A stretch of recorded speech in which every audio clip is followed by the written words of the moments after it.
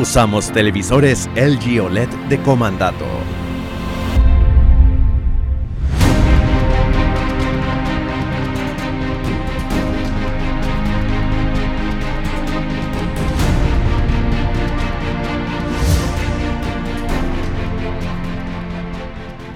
Entramos en la parte final de este encuentro veraz respecto a si conviene o no una comisión internacional para combatir la corrupción en Ecuador, como fue la iniciativa de la ONU en Guatemala. Doctor Alvear, usted ha escuchado tajantemente a Pedro Valverde oponerse ilimitadamente al representante del gobierno dentro de las limitaciones y en el marco que él explicó. ¿Por qué insistir? A ver, en primer lugar yo quisiera ayudar a esclarecer el papel de la CICIG en Guatemala. La llegada de la CICIG fue el convenio macro que se suscribió entre el gobierno de Guatemala con las Naciones Unidas, pero a posteriori hubo un dictamen de constitucionalidad que revisó el convenio y dijo que se acomodaba a la Constitución guatemalteca. La Fiscalía guatemalteca no perdía su potestad de perseguir independientemente y autónomamente los delitos. Es decir, se la asimiló al estatus de legalidad en Guatemala para que no se produzca ese fenómeno de injerencia o intromisión. Así es, así es. Hubo un dictamen de constitucionalidad. Luego, la Fiscalía de Guatemala, igual que la de Ecuador, puede celebrar convenios internacionales. Y celebró un convenio con la CICIG. Y es lo que podría hacer la Fiscalía del Ecuador, porque está autorizada de acuerdo con la ley. Es decir, es un convenio en el que el organismo internacional, que podría ser la CICIE, le dé la asistencia técnica, las experiencias de las que carecen nuestros fiscales para investigar los delitos, para poder obtener las pruebas que se necesitan para obtener sentencias condenatorias en delitos sofisticados, como son los delitos del crimen organizado transnacional, que son los que nos tienen actualmente en este problema. Ok, con esa aclaración y ampliación, abogado Valverde, ¿le parece más viable o trasplantable la iniciativa? Yo debo aclarar que yo no me opongo de ninguna manera con cualquier tipo de cooperación o asesoría o colaboración entre instituciones internacionales con el Estado ecuatoriano. Con la ONU deben haber todos los acuerdos posibles de asesoría, pero una cosa es eso y otra cosa es lo que se está difundiendo a nivel de ciudadanía, de que vamos a tener una especie de superfiscalía que va a ser la autoridad que va a luchar contra la corrupción porque los ecuatorianos no podemos. Es importante explicar que el entorno de Guatemala, cuando llega la CICIG, no es el ecuatoriano. Guatemala venía de una guerra civil, habían grupos paramilitares sueltos y la CICIG tiene como objetivo inicialmente precautelar las violaciones de derechos humanos y perseguir las violaciones de derechos humanos, a derechos humanos para impedir impunidad. Pero en el camino se volvió en una entidad que comienza a perseguir delitos de corrupción contra el Estado. Y hay un sinnúmero de casos, efectivamente puede ser que no tenga la función de fiscalía, pero con una rueda de prensa, señor Velázquez, y con 4 declaraciones, no hay fiscal y no hay juez que no le tiemblen las piernas y que no dicte una orden de prisión contra personas que están sentenciadas con una simple rueda de prensa, señor Velázquez. Ok, aclarado el tema. Sí. Luego seguimos con más. Subsecretario Iván Granda, hechas las delimitaciones y las precisiones que acaba de hacer Jorge Alvear, ¿al gobierno le parece viable esa modalidad, esa idea? 2 aclaraciones puntuales, Carlos. En el caso del capitán, refería el señor doctor Alvear, que está en la cárcel, está preso. En el caso de Guatemala no existía Estado, no existía independencia judicial, no existía justicia. Habían gobiernos paramilitares, habían 46.9 muertos por cada 100.000 habitantes en la estadística de Guatemala. Estamos en un contexto totalmente diferente.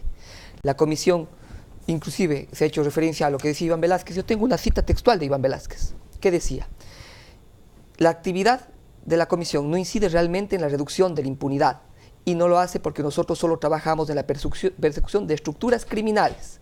La reducción de impunidad le corresponde al Ministerio Público y eso es lo que nosotros como gobierno planteamos. El presidente Lenín Moreno así lo ha planteado. Todo lo que sea prudente en cuanto a cooperación de organismos internacionales para restablecer la función de las instituciones democráticas, bienvenida sea. Ya. Tenemos una Corte Constitucional de primera, Carlos. Tenemos un Consejo de la Judicatura que tiene un gran desafío de generar procesos de depuración interna, tanto en la Fiscalía como a nivel judicial. Si eso es así, si eso compete a las otras funciones del Estado, ¿por qué un domingo sale una declaración de María Paula Romo en El Universo que dice que no corresponde al gobierno combatir la corrupción? No es exactamente literal. Recuperar activos. Y al día siguiente, usted aparece en una conferencia con la señora de la UAFE y con Diana Juan Salazar. Sebastián Roldán Mi jefe. en una iniciativa para recuperar activos de una acería en Milagro de unos chinos. No era la serie de Milagro, era el caso Topic. Que no estaba vinculado a eso, le preguntaron a usted en Teleamazonas, usted dijo que Relacional, decía yo. y habían hecho un acuerdo con Topic para que devuelva 13.5 millones. Entonces, cuando el Ejecutivo se mete y con la UAFE, sí funciona. La UAFE es el organismo, de acuerdo al artículo 1 de la Ley de Lavado de Activos, que establece que puede generar procesos de recuperación de activos y tiene que hacer esas acciones para lograr su objetivo. Es excepcional. La ciudadanía tiene que comprender, y lo comprende, creo yo, que el Ejecutivo, el presidente Moreno, ha hecho todo lo posible en el marco de las funciones del Ejecutivo.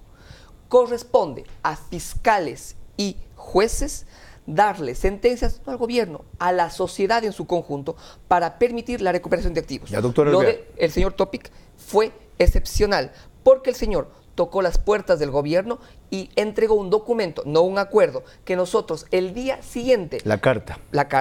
ese documento lo entregamos a la fiscal general para que haga lo que tenga que hacer. ¿Por qué no hacen lo mismo con otros que Diana Salazar haya detectado en la UAFE, habiendo sentado ese precedente? Cuando tengamos ley anticorrupción, que está descansando desde el Aquí 14 lo de hicieron sin septiembre. necesidad de la ley. No, hubiera sido mucho más fácil. Yo voy a poner un ejemplo puntual.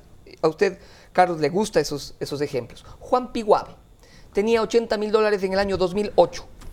En el año 2012, Juan Piguave asoma con un presupuesto de $1 millón. Para la claridad de los televidentes, Juan Piguave es una persona ficticia. ¿Cómo es que de 80,000 pasó a 1 millón? ¿Prestó su nombre?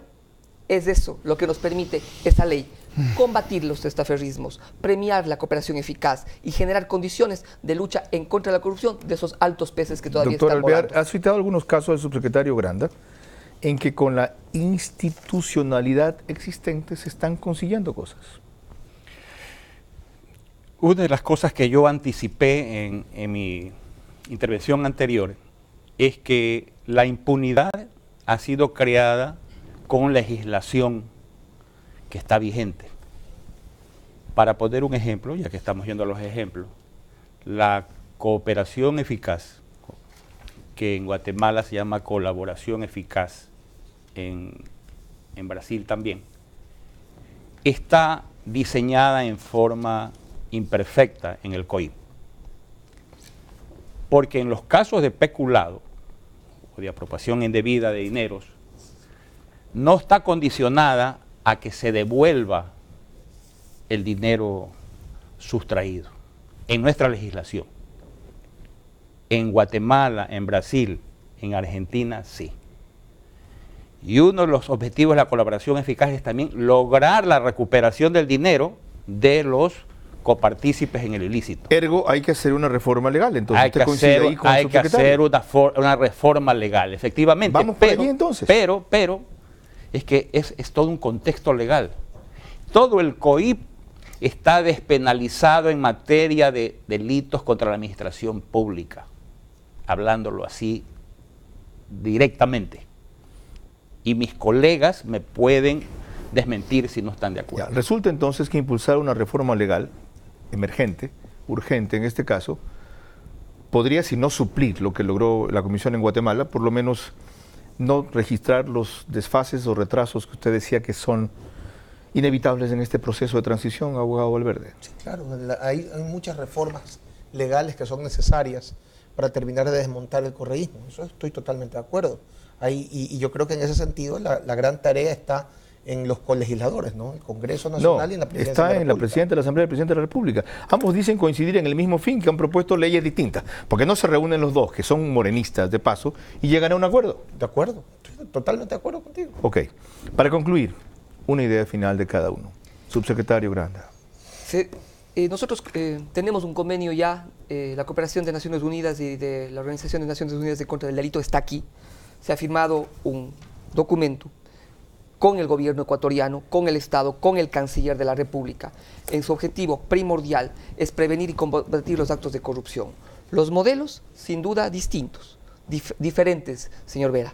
Lo que nosotros creemos es que la conducta de todo el del Estado tiene que remar para el mismo lado. Doctor Jorge Alvear. Insisto, necesitamos asistencia internacional con experiencias que no hemos tenido. Si no hemos tenido esas experiencias, mal podemos elaborar leyes apropiadas de acuerdo con esta nueva gama de delitos internacionales y esta tecnología que está inmersa en ellos. Abogado Valverde.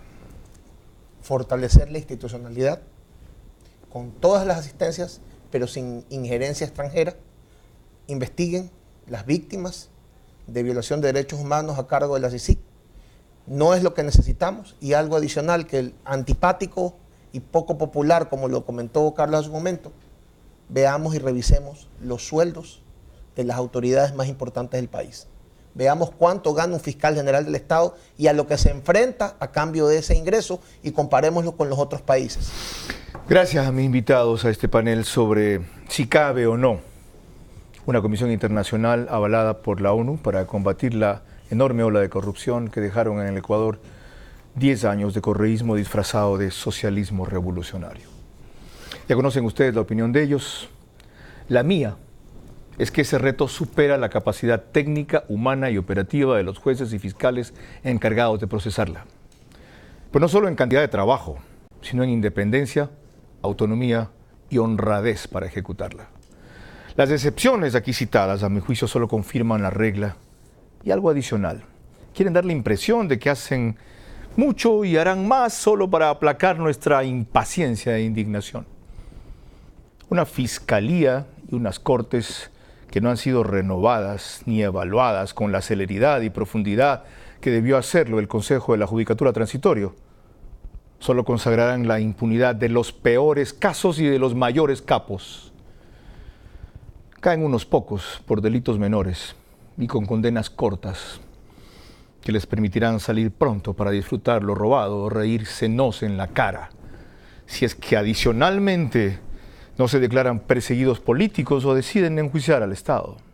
Ahora mismo, como lo mencionaba, el Consejo de Participación Ciudadana Transitorio, presidido por un patriota, Julio César Trujillo, contra su criterio y el del doctor Pablo Dávila, acaba de elegir un Consejo Nacional de la Judicatura que presidirá una ex jueza de la Corte Constitucional correísta, que será la encargada de evaluar a la Corte Nacional correísta, entronada en sus puestos mediante concursos que no supo denunciar un ex contralor correísta.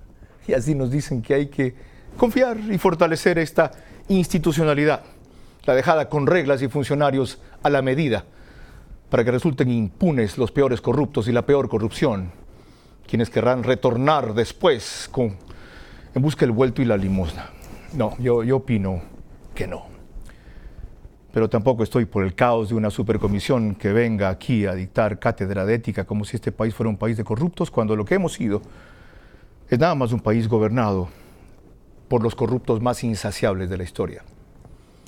Una comisión a la cual se delimiten sus funciones para que sustente y documente tentáculos, ruta y culpables de la corrupción, es lo que a mi juicio cabe dentro de un mandato de 2 años y ámbitos muy definidos. Del resto debemos encargarnos nosotros, la sociedad civil, la mayoría honesta y saqueada del Ecuador. Si con esas evidencias que aparezcan no ejercemos las presiones y acciones debidas, allí sí, en cambio, los culpables seremos nosotros. No podrá investigarse todo, pero no terminaremos como ahora en nada. Este es solo, como aclaro siempre al final, mi opinión. Escucharon las más valiosas, ahora fórmense ustedes la suya.